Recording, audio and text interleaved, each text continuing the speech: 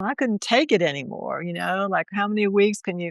And so I just decided to just put on a big baggy coat and just walk out the door without saying a word to anybody. And then these two men came up on either side of me that looked pretty scary, I'll have to say. When I look back on it, they were there to walk me through, and they decided to protect me and walk me through that.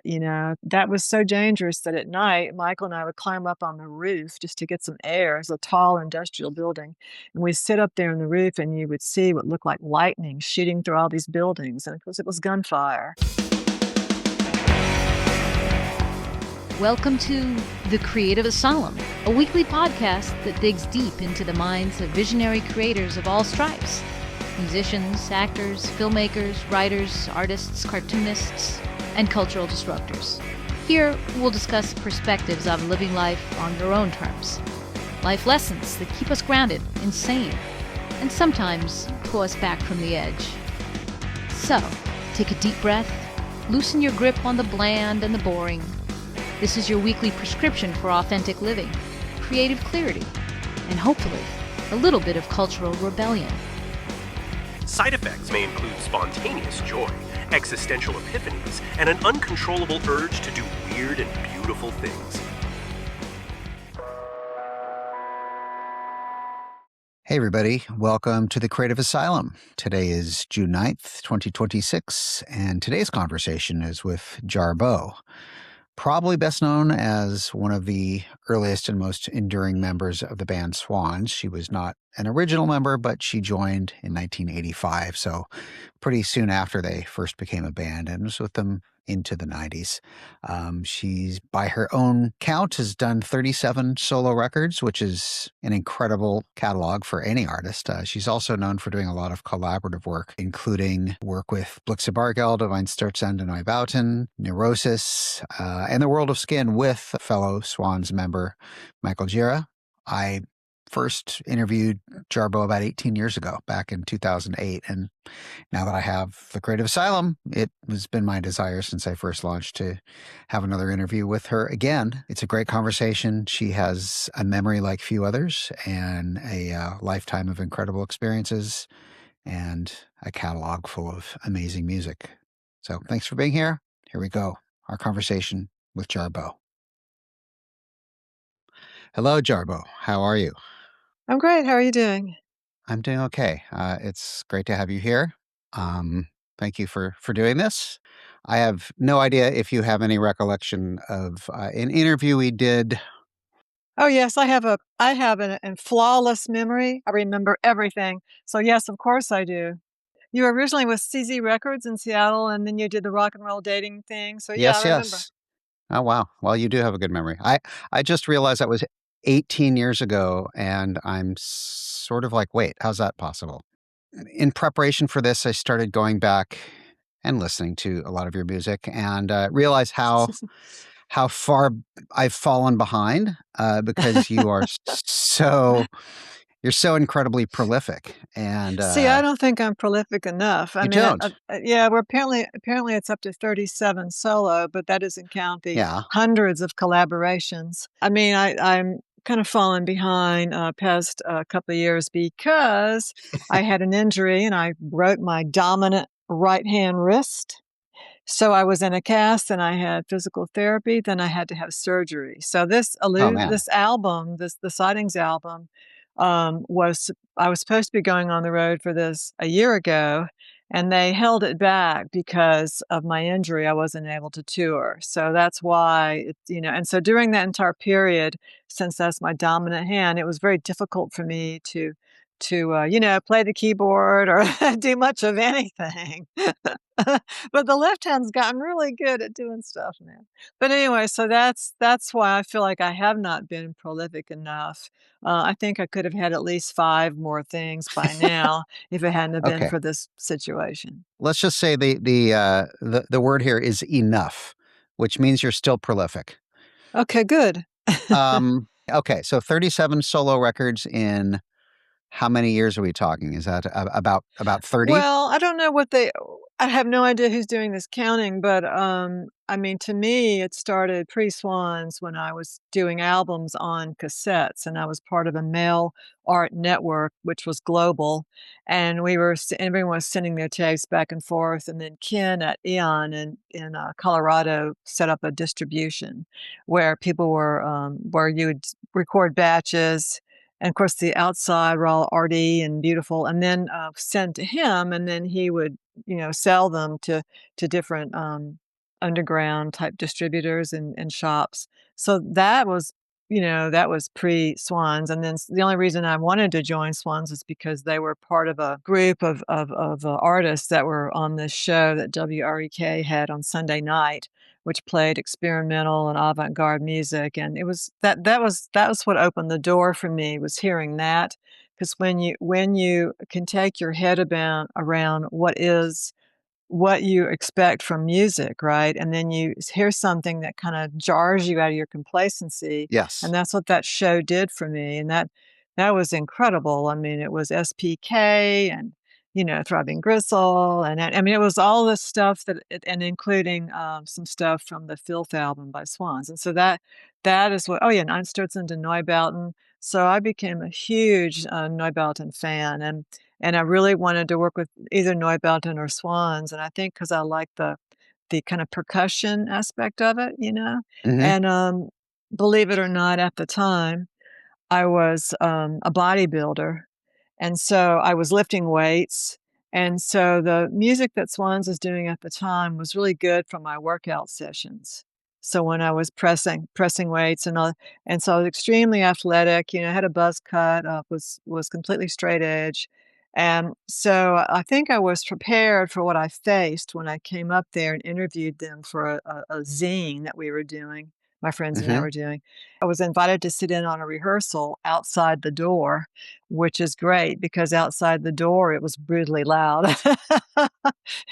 And, yeah, so my whole goal there was to kind of prove myself, to be able to get an audition and get in there, and then the miracle happened where Harry Crosby, the bass player, quit, Mhm. and he was the person responsible for the kind of atmospheric sounds. So they made those on tape, on cassette, and then he had a foot pedal, and he'd roll those back and forth on stage. So my job was to replace those, and so that's when the Ensoniq Mirage sampling keyboard came along, which I purchased and learned how to, sample, and it had no monitor, it was just parameters and math. Uh-huh. It came with this big book of math. It was really so so that's how I got in, and I had to audition, Wow.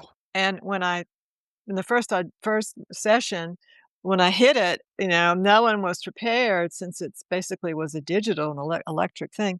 No one was prepared for the massive volume. So I was louder than anybody in the room. And so I learned how to make that lower with the parameters and turn everything down. And, at the end, they voted, in those days, it was more democratic, Mhm. before it wasn't.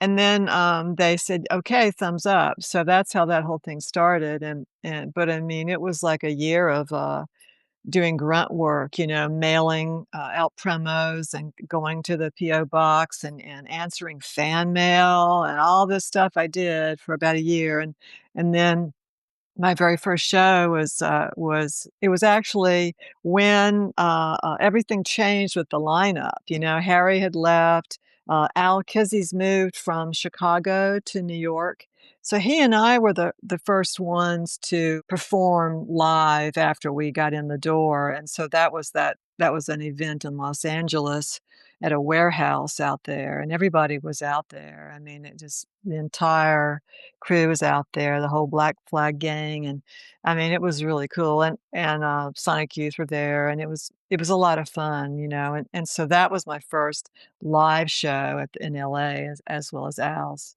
And that was 85, 1986? 85. 1985. Okay. Do you ever trip just thinking about the fact that that was, like, literally 4 decades ago?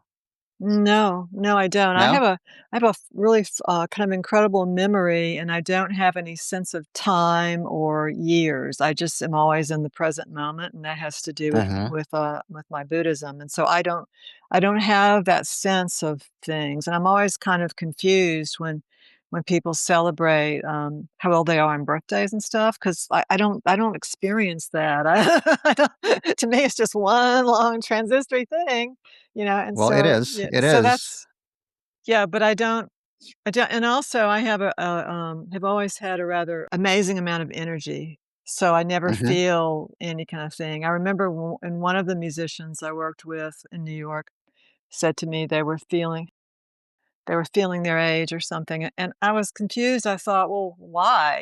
Like, "What are you doing that's taking away your energy level? Is it drinking? Right. Is it smoking? Is it eating bad food? You're not getting enough fresh Those air?" things will all take your energy Eh, away for sure. yeah, so and I've always been like a person that takes supplements and Hmm. is very health Hmm. focused, when I Yeah. first joined Swans, I was, vegan before it was cool to be vegan, and and the first tour, when I was labeled on the list of for the promoters and booking people, I was labeled as sober roadie, and I mean, I literally was the only one on that tour. Right. So it was literally like carrying musicians upstairs, because they were too drunk to get up the stairs, and it was and Hmm. holding on to stuff, holding the elevator door open with my legs, my feet, and putting it and bringing in 7 guitar cases, bass cases, and then taking them up to my room so everybody could go out and party. And of course, I stayed in my room alone and went to sleep.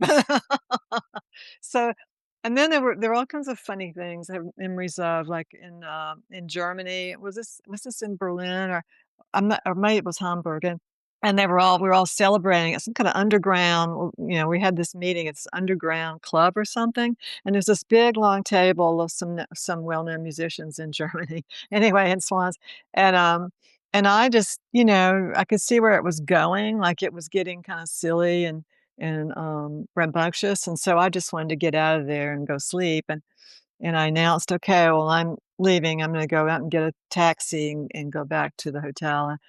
And Hmm. this one woman who was there, said, "To sleep." And I was like, "Of course." Yes. Like I was uncool is what I'm trying to say. Right. I Right. was Right. always the uncool because I never went out to this bar scene in New York City. Everyone you can think of from that scene did, but I'm not saying I'm better, it's just that I had no interest. I thought it was a stupid waste of time, like you finish rehearsing, to me, they would all go out and I would stay alone on a Casio and start composing what wound up on my solo albums, 13 Uh huh. Mask and all those beautiful people. Like I was just started working and working and they would even go to after-hour bars, on Avenue, C that would stay open until, like, 5 in the morning, I didn't really understand the idea of that. So my point is that I wasn't popular, I wasn't cool, nobody liked me. I didn't fit into the rock scene. I'm So gonna I'm gonna throw out a guess that people did like you. You just didn't quite fit in with getting completely blottoed all the time from drinking till 4 in the morning. I've never really understood that, even Yeah. before going up there when I was younger and, going to rock shows and wearing spandex pants and high heels, which I was part of that scene. I never was part of that. And so I understand the peer pressure and all of that, but I mean, it interferes with I don't know, and then look at a lot of these people today, they're extremely successful, and Mhm. yet when I knew them in the day, I mean, they were junkies, they were drunks, they were and somehow most of them have lived and turned their lives around, so Which is always a great thing, right? yeah, that's a really great thing, yeah, and some of them are gone. Some of them Yeah, are I was gonna dead. say I've lost my share of friends as well to excess and abuse and, overdose and if nothing else, hopefully that's a lesson as you get older that you probably need to stop doing that Well, because your body Harry Crosby, Matthew Pook was his name, Harry Crosby, the first bass player when I first, Mhm. knew Swans, I mean, he was an incredible performer and really just a brilliant person, and he died, and so I think that, I think Rolly Mosselman is dead now too. So yeah, so the early members were that was an incredible lineup. Mhm. I mean, really, Rolly was, I think, probably possibly the best drummer I've ever seen. He was well, other than Bill Rieflin. Okay. You know, yeah, I mean, I don't know. I think that their lifestyle choices had a lot to do with their dying so young. Sure, sure. I mean, more often than not, absolutely. You talked about being a Buddhist. Have you identified yourself in that way for most of your life, or was there a certain point at which you sort of made that shift? See, I was raised Roman Catholic, and my mother was a devout Catholic, and I Mhm. started being aware of Eastern philosophy when I was in college, and I started reading, you know, and then Ram Dass came down, and I went to his meditations, and I started going and reading literature, you know, and so that kind of opened the portal. For a while, I was interested in the Native American church, you know, the Native Indian church. So I think I was just kind of reading and learning about different philosophies and disciplines, and then the big event was the year of Tibet, which I believe was '92, and that's when the Dalai Lama came to New York City, and the whole city was just full of these monks in these robes. It was just incredible, and that's when I decided to go to every single one of those events. I decided to partake in the Kalachakra endowment, the initiation at Madison Square Garden, and that was in the Paramount Theater. And all the famous Buddhists were there, you know, Richard Gere was there, you know, Michael Stipe was there, like everybody was there. And and I went to that every day and we were encouraged to walk.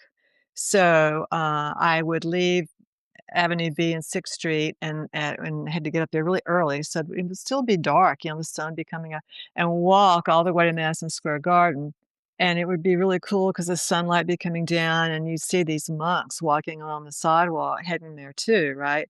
And then you'd walk in, and there would be a group of monks sitting on the stage, you know, chanting in those low, beautiful voices, Yes. and so I did that every day during that initiation, and then I went to his talks, and then he had a meditation in Sheep's Meadow in Central Park, which I actually got Michael to join me for that, and so that was also walking from B and 6 up to Central Park and going to the sheep meadow and sitting in the grass, and then there was the Dalai Lama, you know, and it was just so incredible, and so many memories from that. So this is when I became fully engrossed, and I started reading all kinds of books and Mhm. Mhm. going to retreats, and I had a discussion with someone recently about who seemed to think that everything should be with the Sangha, with the group of people in person. That isn't the way it is anymore. And the way it is now, there's internet meetings, internet groups, and so you can join that and even be talking to people while you're online. And it's the same thing. It's just in the modern age, you know. In my Yeah. opinion, it's perfectly fine. And so Lions Roar does a lot of those, and so that's a way to keep up without having to physically go. You know, it's to a center, a Dharma center, so you can just do that online. So I would say probably '92 was the real turning point. I was asking because, I guess about 10 or 12 years ago is a point in my life where I don't know if I wanna say I discovered Buddhism because I grew up around a lot of Bay Area hippie culture when I was a kid growing up, and there was always Buddhism around as part of my Mhm, environment. But when I finally got to the point where I started to identify personally, what I realized is like, "Oh, I've been a Buddhist all along." Like, these are the things to a large degree that I very much believe in kind of at my core. mhm, But that was the point at which I started reading more and sort of discovering just a better articulation of things that I sort of innately believed without mhm. actually consciously kind of Yeah. thinking through what it all meant, you know? Mhm. How much of that shift in your life specifically or directly influenced the music you started making? Was it In a big way, every yeah? single, album has referred to the Dharma. Every single album has had something about Dharma and even in performance, you know, and whether that's recognized by people hearing it, or not, the people who are, intrigue some people, and that's all I care about, and they can, possibly try to understand the meaning behind the words, and so, yeah, so it's always there. I'm always interpreting and bringing that into everything I do, like one of the things that we're gonna do on this tour, the song "Illusory" from the album called "Illusory," that is about the self to the self. It's not to a man, it's not to a person, it's to the self, authenticity versus illusory. So it's, I'm always that's so the answer is yes, in a huge way. Okay. It's always seemed to me that your music is inherently more internal than external in terms of what you're writing about, what you're talking about your own experience, your own self. I just wonder if that's also part of that whole thing as well. Yeah, I mean, it's always through your awareness and your experience of something, like of Ancient Memory, which is on the first solo album, 13 Masks. So that I'm doing what I did on Illusory. I'm taking an old song and a song that I'd done years ago and then reinterpreting it. So Man of Hate is at the last song on Illusory, and it's turned into what was originally in my brain, a theatrical performance before the royal court. And I added, all this embellishments like, the sound of a guillotine and the cherubs who are chanting love, love, love, true love. They're whacked, and everything. So it's kind of like you're just left with this kind of desolate and the message there is, we made this happen, we are allowing the man of hate, and then it ends with I am the man of hate. So that is well, definitely a political commentary for me, but it's also bigger than that. You could say that to every dictator, everything that's gone bad. That's me because I didn't stop it. Did we stop it? So I think that was, something about the world. And then on Sightings of Ancient Memory Oblivion mix, the Oblivion, that's changed from a song with strumming guitar and, from 13 Mass to where now it's a poem and it deliberately goes atonal a little bit, and it's supposed to and uncomfortable, and it ends, with it's pretty obvious that a commentary about, nuclear bomb, and the nuclear Uh-huh. bomb, the nuclear devastation, it sinks into the sea, the Black Sea, Right. and it sinks, and it doesn't kill anybody. It's just a memory. It's just a something that we'll be talking about through the years, how this is something in the past and it didn't happen. So I mean that's interpreting the world around me and feeling the need to voice that again, and think a lot of things have changed with my becoming more in tune with things around me, like it's Mhm. not about me. The tour that P. Emerson Williams and I did with Joseph von Lysum was an incredible tour, and for that, we decided the show would be like us, rehearsing and creating. Like you see us set up, you see us perform, you see us break down without leaving the stage, and deliberately wearing, like I wore fatigues, and no makeup, and just the whole message there was in alignment with Ukraine and the whole and it was really joyful to perform in Europe and to have people recognize what I was saying, when we did of Ancient Memory. So because I did it live on that tour, we're not doing it on this one. So speaking of Oblivion, it brings me back to one of your older records, but one that's always been kind of a favorite, which is Mahakali, Mhm. who's the goddess of death and destruction. Are you interested in talking about that at all? I know it's an Oh, old yeah, record. sure, you can ask me anything you want about that record. Well, tell me about that record, and Well, what would you specifically, like to because know? well, basically, you brought up the word oblivion, so that just kind of triggered that in my own In my mind. mind, okay, Mahakali is about environmental destruction. It's about climate change. It's about global upheaval. There's a song very specifically called Overthrown, which addresses that very literally. And so I did a version, and this is like complete destruction of the world. And so that one, I did a dancey kind of version, which is my being very I don't know, brutally sarcastic. And then I asked Philip Anselmo to do a version where he wouldn't use effects on his voice. He would just be very Louisiana guy, a natural. And so he did a great job. And so that song is like the heart of the album for me, is that it drives home what the entire metaphor is for that the goddess of creation and destruction. It's about global upheaval and climate change and environmental destruction. So that is the point of the Mahakali album. Okay, great. Thank you. If you're enjoying this conversation, please make sure you hit that follow button so you never miss an episode. If you're watching on YouTube, please like this video, leave a comment, and if you haven't already, please subscribe. It's the quickest way to grow our channel, and it's absolutely free. You can also subscribe to our other channels on social media. Check out our Instagram at Creative Asylum CA, that's the letter CA, or on TikTok at The Creative Asylum, that's all one word. Our website is thecapod.com, and our Facebook profile is the same, facebook.com/thecapod. All right, back to the episode. Let's see. There's several different directions that are kind of popping off in my head.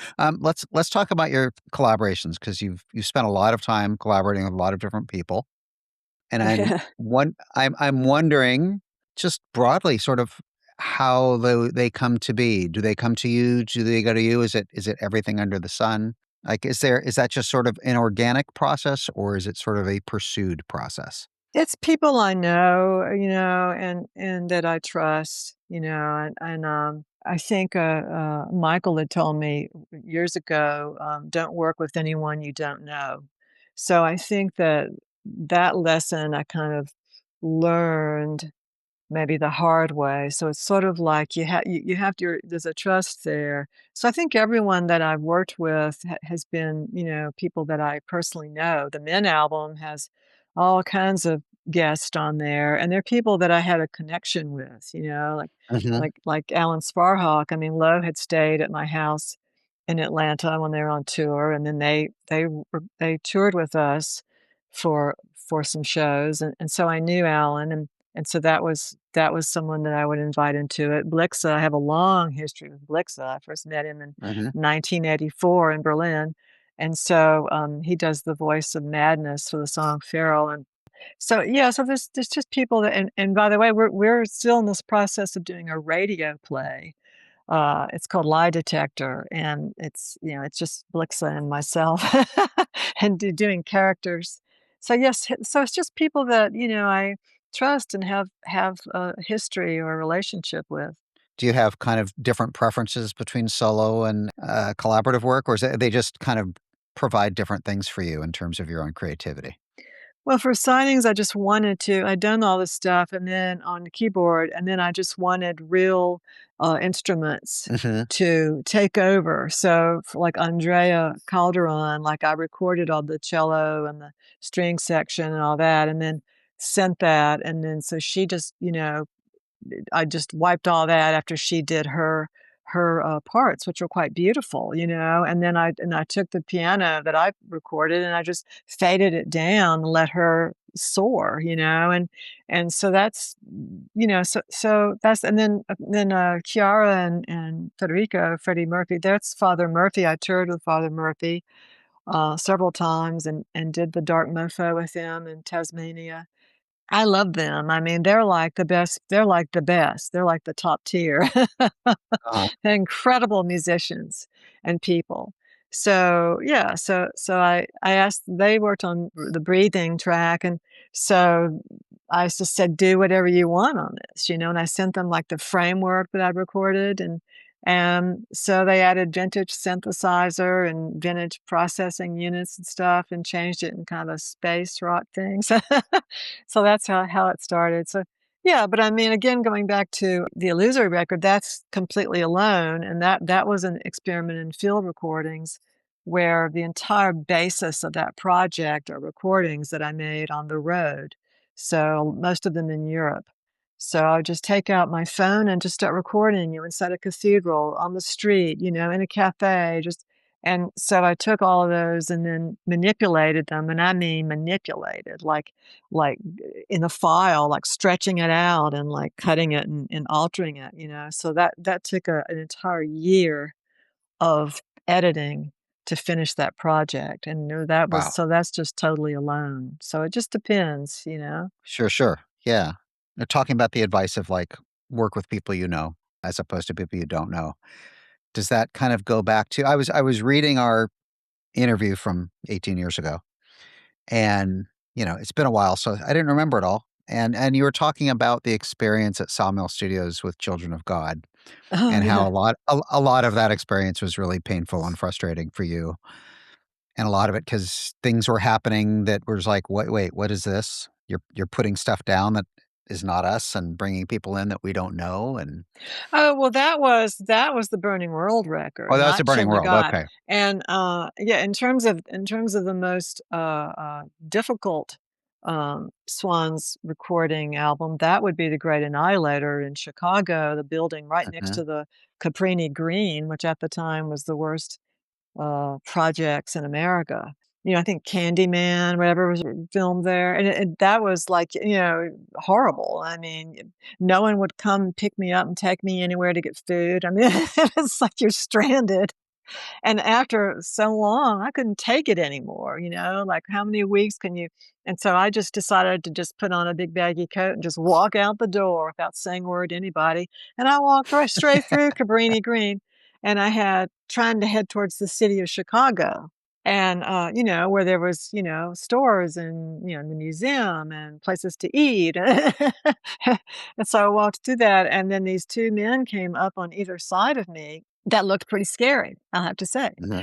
And, they just started talking to me, and, I was very calm, and I just responded, just told them the truth, Uh-huh. and they asked me about where I was from, and I told them the truth, and I told them what I was doing there, and they seemed to, in my now when I look back on it, they were there to walk me through, and they decided to protect me and walk me through that, because that was so dangerous that at night, Michael and I would climb up on the roof just to get some air. It's a tall industrial building, and we'd sit up there on the roof, and you would see what looked like lightning shooting through all these buildings, and of course, it was gunfire, Oh, and it wow. was it was like a hardcore death trap situation there. So that was the most brutal, and the building was infested with mosquitoes, and after the, say, Mother, Father, and other songs I recorded, my entire body was full of bites, and it was horrible, and Bill Rieflin, finally just got a little, like, pup tent thing, and so then we bought a tent, and we slept inside a tent, because that's how bad it was there. It was, like, not it was nasty as hell, and the people that were working there had some substance abuse issues. Yeah, so that was another thing on top of that, and, like, I did an incredible vocal take the first time on Mother, Father, and then the engineer at the time who had a substance problem, he said, "I forgot to press record." Oh, So Jesus. that was that situation. So talk Yeah. about your patience being tested, that tested it, like, in the nth degree. Was Bill living in Chicago at that time? No, he was flying back and forth from Seattle, and he was the Okay. one that gave us the idea of the tent, I don't know why we didn't think about that. Because for weeks, Michael was staying up so I could get some rest and, like, hitting these things, killing them, because they were all over the place, and that's how the song Lavender Girl came about. Was I discovered that if I burned an enormous amount of incense, it would keep them away from me. So the lyrics there are me simply reading the package of the types of incense in the box. That's all it I love is. that. There's no other meaning there. There's no symbolic meaning. And so, although I was saving my life, saving me from getting eaten alive by these bloodthirsty, horrible mosquitoes.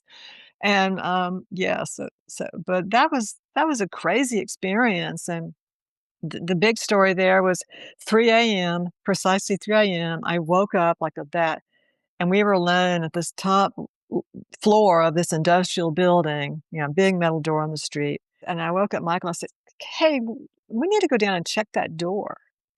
And had no clue, nothing other than some kind of weird thing let me up. went down, I don't know how many levels of the cement stairs to this dark building to the street. The door was wide open. So you have a full recording studio with gear and 2 people in there, and the most dangerous projects in America. Yeah, the last person out had just, not locked the door. So that was the most horrible possible. Well, you live to tell the story, so that's good. I mean, I guess they were trying to get us killed. I don't know. Were they trying to have someone steal the gear for us insurance? Who knows? But Maybe anyway, maybe they had an insurance policy for $10 million. Like, the burning world, that's a whole different, that's the one you're thinking of. That's where yeah, all these people kept rolling in their gear. And how are they were session players. right. That was the major label record, right?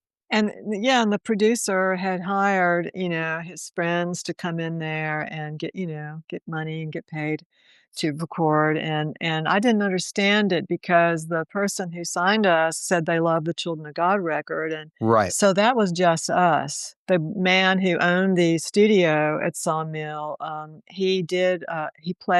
sang the part to him, and that was the flute part on In My Garden. And so he came down and played the flute. But other than that, that was just us. And, oh yeah, and we did have a friend come in and play piano on Blackmail. I mean, he was a good friend of ours who was going to Oxford. And so he came down and recorded. But other than that, it was our record, and so this is why I was confused. Like, you sign us because you like that record, and then you bring in session people.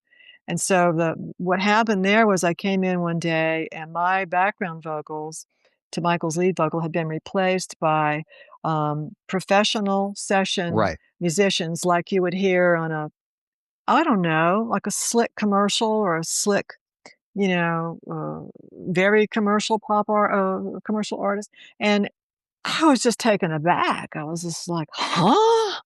What the hell's going on? Yeah, it was nasty.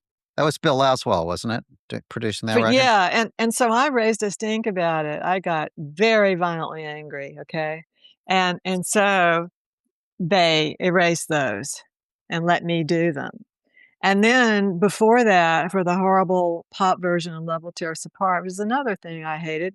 They wanted me to do the, Love Will Tear Us Apart. Well, they wanted me to do those background vocals to that pop, drum machine version. And so Uh-huh. I'm doing them.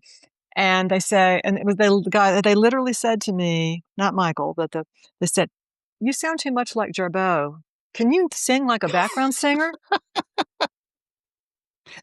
You sound too So, much like you. so I tried really hard to sound generic, to please, the people in the room. And so then the label heard that and they said, "You sound like you're doing a football cheer." So this is why I don't like that song. It's Right. like you can't win. It's like Well, so. this always happens with major labels, right? They sign an artist and then they want them to be something. It's sort of like, people get together and they get married and one of the people expects the other person to suddenly become a different person. It's like, Yeah, that's that right. makes no sense. What it Why? is, that's a big lesson everyone should know. What you see is what you get. You don't ever This is something that people should know by now. That is Hmm. what you're signing on for, Hopefully it's and what you want. that is what you're not gonna change. When you look back now at the Burning World, do you still kind of have that feeling? Do you have a different feeling on like how the record sits with you now versus the Oh, experience of it all? I haven't listened to it since it came out. I have no Really? interest in listening to it, Okay. no. I will say that at the time, I did like my version of Can't Find My Way Home, and I did like my version of I'll Remember Who You Are. And you gotta remember, those were like one-take vocals. I mean, it was literally like I went in there just getting used to the room, and getting used to the mic and, "Okay, let's run through it." Laz was like, "You're done." "What?" I didn't even know they were recording, like, "Okay, you're No, done." that particular version of that song to this day still just blows my mind. I mean, I don't think it's ever been done better by anybody, really. Well, that was I mean, I took those lyrics to be, Winwood's lyrics, I took that to be about, like loss, like spiritual loss, and Yeah. so I kind of put that into it, but other than that, it was just the fact that it was just, to me, too many guest people. And I will say this, the original songs, are great. I just don't like how they were produced. Right. So Yeah. that's and I think that if and you gotta remember, Michael wasn't even allowed into the mixing room, and the person that mixed the song had mixed, I believe it was Material Girl, Madonna. Oh, So wow. he was a commercial person, a very nice guy. He wanted to meet me, because he was impressed that I was in pitch. So I went into the room like, "Hello, okay, well, you sang a perfect pitch. Okay, bye." It's like, he was Uh-huh. but, yeah, so that's how commercial that was and in terms Right. of the personnel, and so because of that, there were psychological issues from someone else who was involved, and so, in my opinion, was kinda struggling because it was I mean, who wouldn't in that situation, you know? So that was that. This is why I don't like it. It's the productions it's just not us. You compare that Yeah. to Yeah. Children of God or even The Great Annihilator, it's not us, and I Hmm. really kind of don't understand what happened there, and, there were people they talked to, like Norman and Michael met John Cale to discuss with him about producing it, and there were different people that could have done a much better job, so to this day, I don't understand what happened there because I don't get it, and the fun part about it was meeting all these friends of Mr. Yeah. Laswell, incredible, musicians, like James Blood Ulmer, and I mean, just name the artist, kinda funk and Sure. groove-oriented artist. I mean, I got to go to their shows and got to meet them, and so that was cool. Bill Laswell himself has done a lot of truly amazing work Oh, as for a musician, sure, for for sure, you sure. I know? just think that he was under the thumb of an A&R person that wanted us to be something that we weren't. Yeah. And then the nightmare was the record, comes out, and the A&R person who had told us and met with Michael many times left, quit. So MCA had no idea who we were, Right. So they just and assigned you to somebody new, like, "Here, so this we is on yeah, your so roster." we did tour, no one knew who we were, and it was very strange, and Yeah. then, we did some interesting shows that were just kind of weird that they wanted us to do, but that was bizarre, and then when they opened the door to their giant warehouse, I walked around in there unable to find a single thing I wanted. It's like, I think I took Really? home the best of Leonard Skinner. That's the only thing Okay. I could find that I wanted on the entire label, so yeah. And that's the best of Leonard Skinner pretty much has all the Leonard Skinner you probably want, so you're set, you know? So, in my feeble attempt to get caught up on your back catalog, I landed on one record that I was unfamiliar with, and then I just kind of stayed there because I was totally sucked in and entranced, and it's beautiful, and I'm the record, Atulpa. Mhm. Tell me about that record because I'm just, like, currently in this moment as I'm talking to you, I'm currently obsessed with that record. Is there a particular track that stands out for you, No, or is it I just hit it play and the whole thing. I mean, so when I listen to that music and actually often when I've seen like I've never actually seen you perform, I don't think live, but I've seen videos and the things that always occur to me and the things that I kind of experience is that there's a whole sort of ritual quality, and I feel often that you're sort of channeling something beyond yourself. There seems to be something transformative, and so when I was listening to that record, I just felt like I was just transported to a different place, and I was just sort of allowing myself to take the ride and just sort of experience what I was feeling. And it wasn't like I was trying to analyze or understand it. I was just sort of being transported. And to me, that's an incredibly powerful thing in music from anybody, you know, when you can sort of capture that. And that to me, that's what that record was doing. Yeah, I don't know. There's some stuff I haven't uploaded, like, say, on Bandcamp, like, that was part of a series that As Mind Dissolves, a Song Begins, and the Atulpa, and then, there was, like, a whole group of, material that was all, related. Mhm. So that was, like, that was related to those other 2 things I just mentioned. So those were just exploring, basically just exploring different ideas, and Okay. exploring different voices, and exploring different sounds, and, I guess just keep tapping into things that I had written down in journals, and Uh-huh. so that's a way that I can, kind of access what's going on is it just record stuff, and there's always again, there's messages and that stuff too, so it's always gonna have some relationship to dharma, even if it's, frustrating for me when people think it's a love song or something. I haven't done any of that kind of material in years. I can't even remember. I mean, it's like many years. Maybe Burden Disciple has some bunch of that stuff on there, romantic stuff. That's not where my head is anymore. So When you're writing music, I mean, do you feel sometimes like you are channeling something beyond yourself?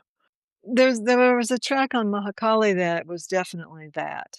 That was a track where I hung the microphone. This was a different house I was living. I hung the microphone outside the window from where I could record, and then put it into the window where I was, which was the basement. And and yeah, I had this kind of whole ritual thing going, and I would say, invoking kind of, in my head and thing. And so that was definitely an effort to do kind of a very conscious channeling, as it were, and Mhm. so that's yeah, that's in a sea of blood and hollow screaming. And I had that track. I was invited to this crazy event some years ago from these people that are involved in ritualistic kind of stuff, and they asked me to submit something, just to play in the room because I wasn't able to go up there, and so I submitted that, and they were horrified, they were terrified, they were like, "We can't possibly play this because" and they were I was basically being reprimanded, like, "You shouldn't be now, you realize what will happen if people hears this? Oh, come on." It's Because like why? because they thought that you were inviting things in, and if you didn't Okay. protect yourself, this stuff was gonna come in, and I don't buy into that. So I think that, that one for sure was an effort of Like it was channeling. inviting dark energy or something like that? Well, that's what they thought, yeah. Yeah, Yes. interesting. Yes. And when you're performing, do you sometimes feel like you end up channeling something outside of yourself? I mean, I just visualize, what this piece is about, and I Mhm. just go Mhm. into my head what that's about. I enjoyed the last, approach to performing with P. Emerson Williams on the tour with Joseph because that was I mean, I never left the keyboard and the computer, and I was just Right. there manipulating, even in subtle ways, I was there manipulating. So I mean, that was different than say standing there, and facing the crowd and kind of, doing your body into your singing. That's a totally different way of doing Mhm. things, and I was just trying to show the machinations, the way of the creating that he and I were doing, and it was fantastic. I really enjoyed it. So I think that it just depends on the situation, if I am Sure. doing that or not. I don't think I'd do it like I used to. I mean, if there's photos that were taken of me in the '80s, where the photographer told me to, "Can you do what you do on stage?" And I was like, "What the hell is that? What are you talking about?" And he was like, "Oh, well, you stand there, with your eyes rolled to the back of the head, and you just see the whites of your eyes." And I was like, "Really?" I had no idea.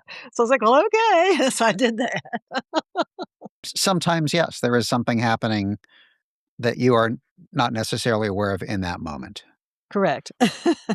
which is, I think, really cool, I mean, you're channeling something, whatever that is and wherever it's coming from. It's not Um choreography, no. Right, yes, yes, yes. I was asking out of a sense of curiosity and fascination, I suppose, I just think there's some music has a power that ends up being something above and beyond just the music itself, and sometimes it just I don't know where those things come from necessarily, but it's a power. It's an incredible power. Sometimes, you think there might be like a collective experience, I used to have this idea that there's no barrier between the audience and the performer or the person on stage. So I left the stage and for the whole tour, I did the perform the set from the room and just used the PA as a monitor. And that got pretty intense. And Yeah. then another tour, with people there, and then another tour with going out at the end and, looking at every single person in the room, which is depending, at times it was a lot, people, and so so so to kind of look down, with my hands out, bowing, and look at their faces to see if they were receptive, and if they were receptive, then I would, at the end of the show, I would give them a hug, and with every single person, and so I stopped doing that when the one of the persons at the very end of the room I thought was receptive, and then when I hugged him, I could feel him, like, trembling, like he was full of Really? rage, and he had the physical trappings of someone who I'd say was interested in, I don't know, black metal or something like that. So Uh-huh. I realized, "Oh, I can't read everyone, like, sometimes I think it's okay, and other times they wanna kill me." So so that was the last time I did that. There was no collective experience with every person. So that was naive of me. Yeah, well, that's what experiences are in life, right? They're Yeah. they're weird I lessons wouldn't as we like go it. along. I wouldn't like it. I wouldn't like to be seeing it just depends. If I did not know this person personally, I wouldn't want Yeah. them at the end of their show to come up and, it just depends. So, Well, yeah, it depends on the person. Yeah, I was in Spain a couple of years ago and, went to the show. This person came up to me pretty drunk, and I don't drink. They were very, very touchy, a little far too familiar for my comfort. And it was just weird. It was just like, "I'm sorry, do I know you?" This woman from Scotland, drunk out of her mind, and it's not like she was flirting.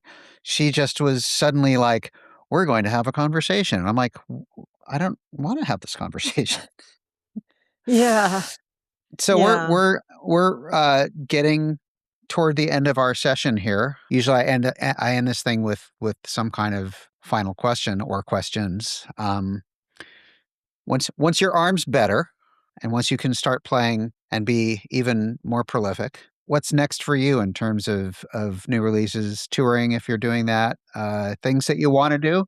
Yeah, no, I mean, depending on how you describe frameworks, 40 to 60 Mhm. things already started.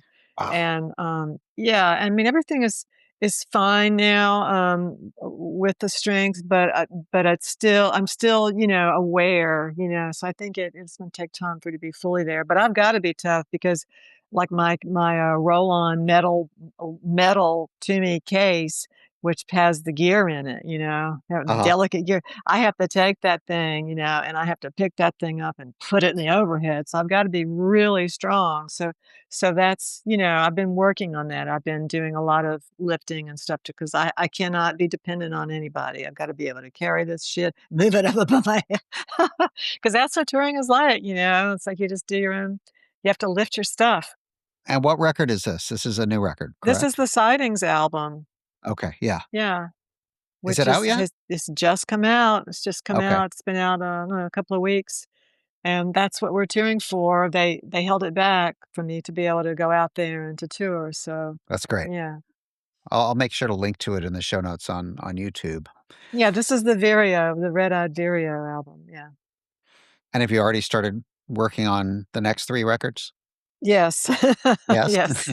Yes, and I'm gonna be getting field recordings when we're in Europe too, so Oh, cool. those will make That an you'll incorporate? appearance. Yeah. You never know, I might be recording. Yeah, yeah. So, let me just ask you before we say goodbye, what is it in your own life that just always keeps you moving forward to whatever the next thing is? What is it that keeps that fire burning for you? I think it's, just curiosity and, Mhm. always wanting to absorb, to read, to learn, to hear what others are doing. I mean, I go to classical music concerts. I've already got the entire season next year already booked. I just finished the season here, and it was incredible, like, the last performer was, this incredible mezzo soprano, and then before that, it was Itzhak Perlman, and so, I mean, I think that if I go outside my own personal genre and listen to, free jazz and listen to classical music, then I'm really, really, I'm learning. So I guess the answer is you're always in school, you're constantly learning, and I absorb, an enormous amount of books and films. I'm a big film buff, And yeah, so just, I guess I would just say keep the portal with everything coming in.